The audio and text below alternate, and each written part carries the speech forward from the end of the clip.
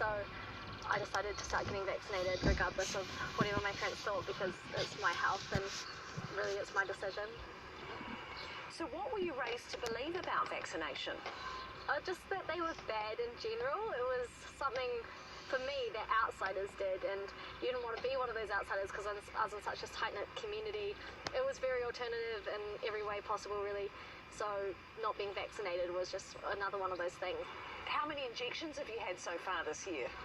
Roughly 20, so I had to get all the ones before going to Southeast Asia, and now since that I'm 17, I have to get many more rounds of all the shots to actually become immunised, because as a kid, you're meant to start when you're a baby, and then just by the age of 4 or 6, I think my doctor told me, and you only need 1 or 2 rounds of each vaccine. However, I have to get 3 of every one, so I've been going to the doctors every 3 months and getting like 4 injections at one time. Literally getting like 2 in each arm. I could like barely move the next day. Oh, you must be so sick of those needles. Yeah, I'm very over it, and it's so time consuming, and I wish if I'd had it done as a child, life would be so much easier now. Like, I'm year 13, I'm trying to finish school, I'm also working, and it's just so much to juggle, and then I also have to go to the doctors all the time, and I wish that it had just been done and I didn't have to deal with it now. What do your parents think about your decision to get vaccinated? My mother's okay with it. She's kind of come around, and she'll just let me do whatever I want. Whereas my father, he's still more alternative, and he's been getting more into the alternative medicine and homeopathy and everything. And he himself is not into vaccines, and he'd prefer that I didn't get vaccinated. However, he realizes that it is my choice. I'm over the age of 16. I can go to the doctors, get them myself. So there's nothing he can do about it, really. What would you like to say to anti-vaxxers? Just listen to the science, firstly, because it literally is science. Do your bit and keep the community safe, please. Thanks so much, Rebecca. Lovely to talk to you. Bye. Okay, bye. ASB and 7 Sharp, keeping you one step ahead. So Rebecca's still got a number of needles to cope with yet, but what an incredibly brave thing to do when you've grown up being taught something entirely different. Now, to an issue that could apply to any number of places around the country. What to do when the local dump is running out of room? Where do you build a new one? Well, that's the potential fate of a landmark patch of green 70 kilometres north of Auckland. Here's Michael Holland. Reach this point on the road most travelled, State Highway 1 through Dome Valley, and it feels like Auckland's finally way back there, somewhere. But it's possible the Supercity's waste is coming this way too, and some of the locals are far from receptive to being dumped on. It's a small community fight against a huge corporate. There are more pages in their resource consent application than there are people in Wellsford.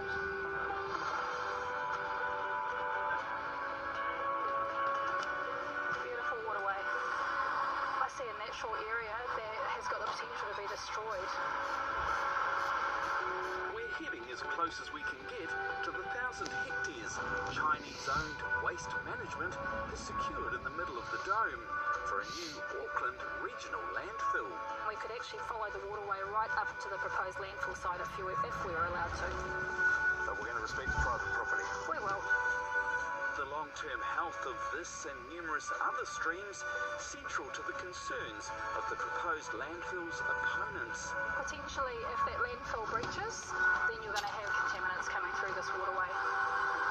The leachate toxins then at risk, they say, of spilling into the Hotio River and flowing further downstream to the snapper spawning grounds of the Kaipara Harbour. There are no guarantees. Prevention is much better than cure.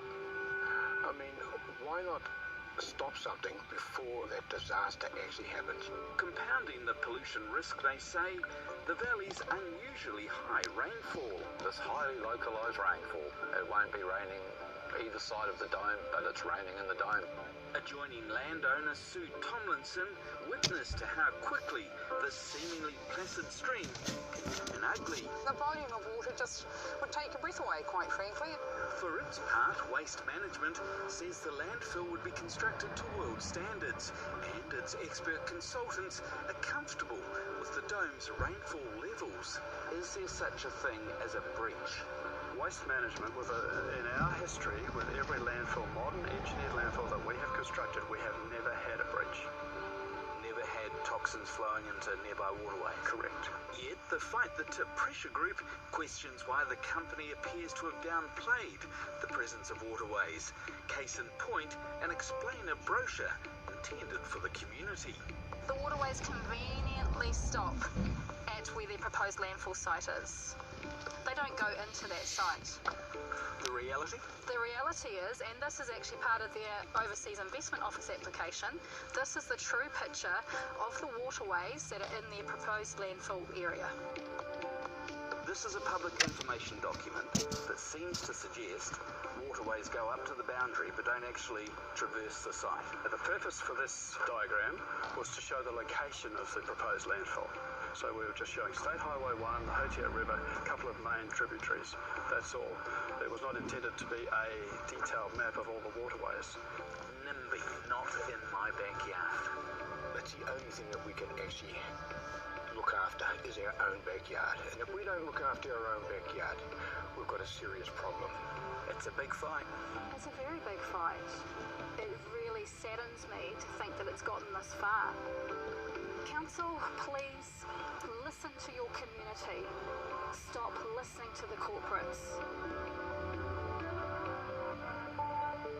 And the Auckland Council will make a decision about the resource consent, but we're not expecting to hear an outcome until early next year.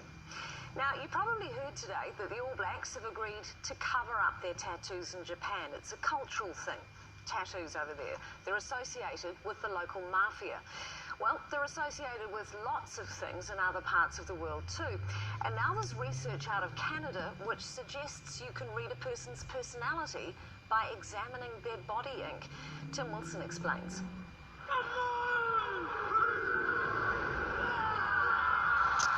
A tattoo is always a statement. Sometimes of power. And in Japan, of danger. And crime gangs known as the Yakuza, meaning the All Blacks must cover up in public. And that's okay. This is, we're in Japan, we've got to embrace their way, their culture. From gangsters to hipsters, tattoos say something about who you are. But do they also say something about what you're like? Well, we found that on average, tattooed individuals, particularly those with visible tattoos, meaning tattoos on their face or their neck, tend to be more short-sighted. We also found them to make decisions more impulsively. Bradley Ruffle is one of 2 Canadian academics who surveyed 1,100 people, ran tests, and concluded there's a type who gets visual tattoos. But there's a warning.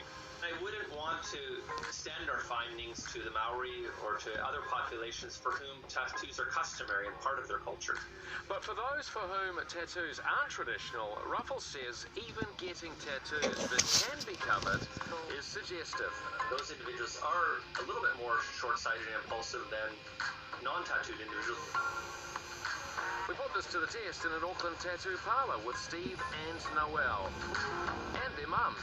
Can I just ask you a quick question about Steve? Admit it, visible tattoos may change your view of who I am. Let's try a little neck action. Up to the face, bit more. The question is, according to the research, how does the visible reveal the person behind the tattoo? Auckland University Professor Thomas Lumley isn't convinced by the research. It's the sort of thing you could get if maybe a few people who have tattoos, visible tattoos, have them because they got them on impulse somewhere, which wouldn't be surprising. I mean, where we all hear stories about people doing that. How robust is this really? Actually quite robust. We collected a number of different measures for both the short-sightedness and impulsivity. It's a bit small in the sense that they had a lot of people involved in the study, but only 68 of them had visible tattoos. Which is why we're at Ototahi Tattoos calling Mum. Is she an impulsive person? Maybe when she's driving. She just likes to have fun. Is Steve an impulsive person? He can be, just like his mum. The hope is that, if true, these qualities might help tattoo another Rugby World Cup on our record. be good, but I can't believe Tim ringing people's mums to check whether they should get a tattoo or not. Jeremy, we all know the All Blacks are covering up their tattoos. Have you done the same while you're in Japan? Well, luckily, Hillary, I am an ink-free canvas, but I was at a Japanese onsen, which is a hot pool over here, just earlier today. And I can tell you there weren't a lot of tattoos, and nobody seemed to be covering up. And the only thing I was covering up, in fact, was my private parts. And I hear traditionally, back in the day, they used to be nude onsens, but now you go with a modesty towel. Now, the modesty towel I was wearing today is probably for a slightly smaller person than me. In the end, the modesty towel I was wearing was the size of, I would say, a child's handkerchief, and really struggled to get that around me. So you say? Yeah. So you say. A child's handkerchief probably was the right size. Maybe. Well, maybe it was just a sort of like a shrunken tea towel, might be another way to describe it. Okay, this is great.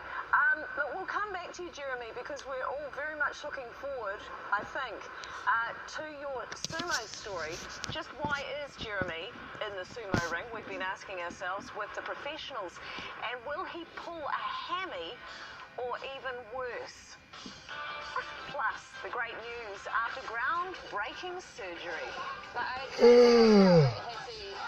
In a long time. Like, that was the proudest moment, seeing him walk up the hill to the neighbours, and up the hill, not down the hill.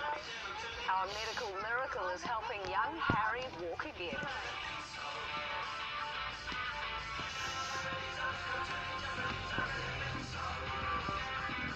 Sit back, relax, and spend your Wednesday with the One Team. Tonight's full of secrets. They've got no details on how to make this thing. It's going to be hard. And all aboard. We deal with around 1 million commuters on a daily basis. Wow, those trains are jam-packed. Don't forget Corrie. What is it? There's only one way to find out. All will be revealed tonight. The secret to the best garden lawns and veggies. Seaweed tea with vitamins for plant and soil health. And seafood soup. Reconstituted fish frames for unbeatable plants, fruit and veggies. The ultimate plant banquet. Seaweed tea and seafood soup. Exclusively from Wet and Forget. Hear that haka note, man. Yeah, this is going to be a good game. We're backing black with a black fence panel, 73.40. Black Acapulco chair, 44.90. Will you find a competitor's lower price on the same stock item will beat it by 15%? Lowest prices are just the beginning. That's our policy.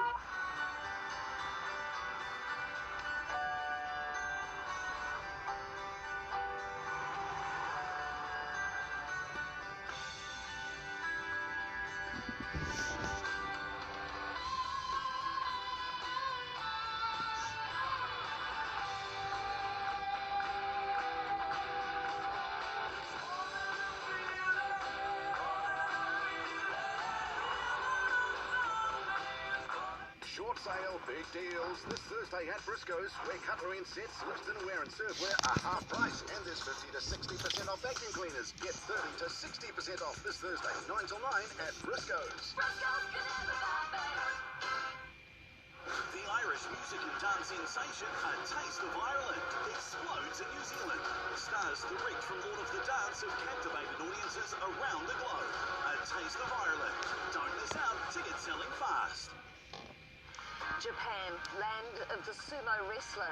They're giants of men, but is it a good idea to put a tall, lanky, and quite frankly rather soft television presenter up against a sumo professional?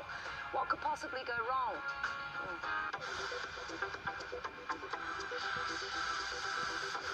With Air New Zealand, you'll never miss an Aussie moment. With more flights to Australia than any other